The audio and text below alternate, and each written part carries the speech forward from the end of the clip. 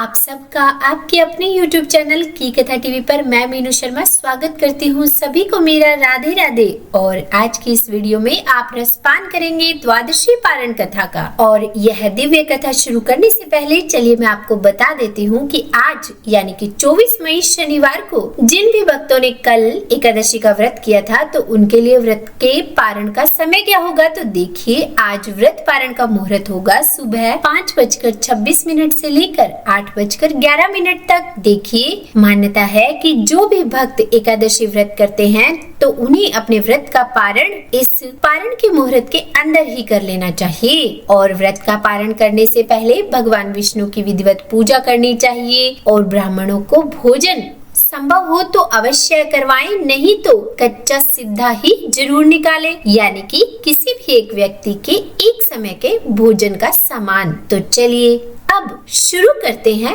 द्वादशी पारण की दिव्य कथा को। तो बोलिए विष्णु भगवान की जय। मुनि श्रेष्ठ व्यास जी ब्राह्मणों से बोले कि पहले स्कंद पुराण में जो कुछ बताया गया है मैं वही आपको बताता हूँ। सतानंद मुनि के शिष्य कठोर व्रत का पालन करने वाले थे। उन सब ने एक दिन अपने गुरु को प्रणाम करके परम पुण्य और हित की बात पूछी। शिष्यों ने अपने गुरु से कहा कि हे नाथ, ब्रह्मवेताओं में श्रेष्ठ, आपने पूर्व काल में ब्रह्मा जी के मुख से तुलसी जी की जिस कथा का श्रवण किया था उसको हम सब सुनना चाहते हैं, कृपया करके हमें वह सुनाइए। तब सतानंद जी बोले कि शिष्यगणों, तुलसी जी का नाम उच्चारण करने पर ही असुरों का दर्प दलन करने वाले भगवान श्री विष्णु प्रसन्न हो जाते हैं। मनुष्यों के पाप नष्ट हो जाते हैं, उन्हें अक्षय पुण्य की प्राप्ति होती है, जिसके दर्शन मात्र से करोड़ों गोदान का फल प्राप्त होता है। उस तुलसी का पूजन और वंदन लोग क्यों ना करें। कलयुग में संसार में वे मनुष्य धन्य हैं जिनके घर में शालिग्राम शिला का पूजन संपन्न करने के लिए प्रतिदिन तुलसी का वृक्ष भूतल पर लहलहा रहा है। जो कलयुग में भगवान श्री केशव जी की पूजा के लिए पृथ्वी पर तुलसी का वृक्ष लगाते हैं, उन पर यदि यमराज अपने किंक सहित रुष्ट हो जाएं, तो भी वे उनका क्या कर सकते हैं।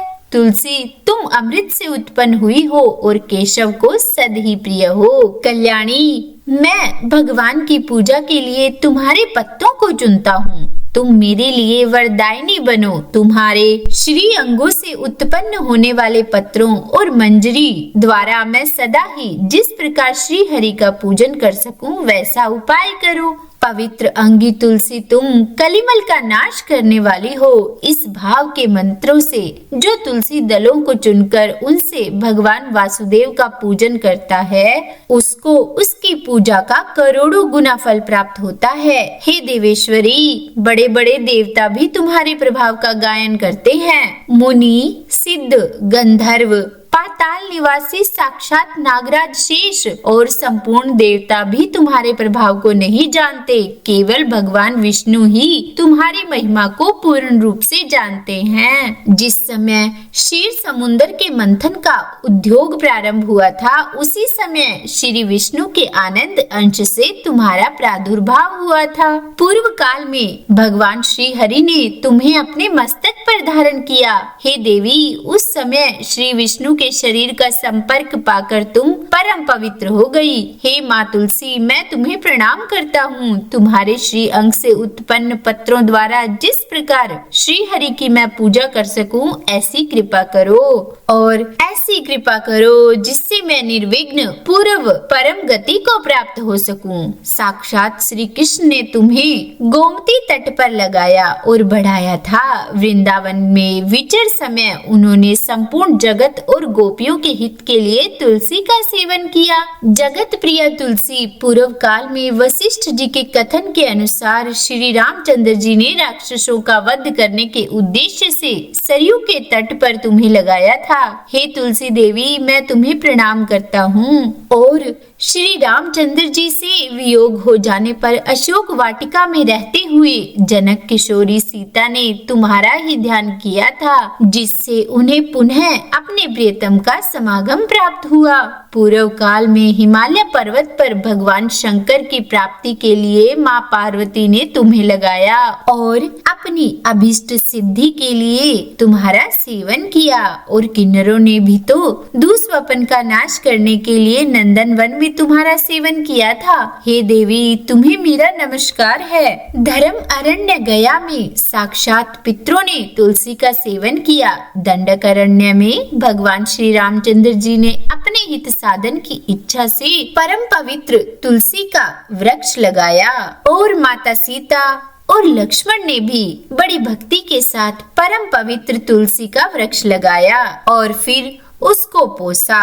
जिस प्रकार शास्त्रों में गंगा जी को त्रिभुवन व्यापिनी कहा गया है, उसी प्रकार देवी तुलसी भी संपूर्ण चराचर जगत में दृष्टिगोचर होती है। तुलसी का ग्रहण करके मनुष्य पापों से मुक्त हो जाता है, और तो और मुनीश्वर तुलसी के सेवन से ब्रह्म हत्या भी दूर हो जाती है। तुलसी के पत्ते से टपकता हुआ जल जो अपने सिर पर धारण करता है, उसे गंगा स्नान और 10 गोदान का फल प्राप्त होता है। हे देवी, मुझ पर प्रसन्न हो। हे देवेश्वरी हरि प्रिय, मुझ पर प्रसन्न हो जाओ। क्षीर सागर के मंथन से प्रकट हुई देवी तुलसी, मैं तुम्हें प्रणाम करता हूँ। द्वादशी की रात्रि में जागरण करके जो इस तुलसी माँ की कथा को सुनता है, भगवान श्री विष्णु उसके 32 अपराध क्षमा कर देते हैं। बाल्यावस्था, कुमार अवस्था, जवानी और बुढ़ापे में जितने पाप किए जाते हैं, वे सब तुलसी स्तोत्र के पाठ से नष्ट हो जाते हैं। तुलसी स्तोत्र से संतुष्ट होकर भगवान सुख और अभ्युदय प्रदान करते हैं। जिस घर में तुलसी जी की इस कथा को सुना जाता है या फिर पढ़ा जाता है, उसका कभी भी अशुभ नहीं होता, उसका सब मंगल ही मंगल होता है, किंचित भी अमंगल नहीं होता। उसके लिए सदा सुख बना रहता है, वह घर प्रचुर धन धान्य से भरपूर रहता है। माँ तुलसी जी की इस कथा को सुनने से मनुष्य के हृदय में भगवान विष्णु के प्रति अविचल भक्ति होती है, उसका वैष्णवों से कभी भी वियोग नहीं होता। और द्वादशी की रात्रि में जागरण करके तुलसी जी की इस कथा का पाठ करने वाला व्यक्ति करोड़ों तीर्थों के सेवन का फल प्राप्त करता है। तो बोलिए विष्णु भगवान की जय, तुलसी माता की जय। हे भगवान, इस कथा को कहने या सुनाने में मुझसे कोई गलती हो गई हो तो मुझे क्षमा करना। उम्मीद है कथा पसंद आई होगी। अगर अच्छी लगी हो तो वीडियो को लाइक एंड शेयर कीजिएगा, और चैनल पर नए हैं तो सब्सक्राइब भी कर ही दीजिएगा। तो बोलिए राधे राधे।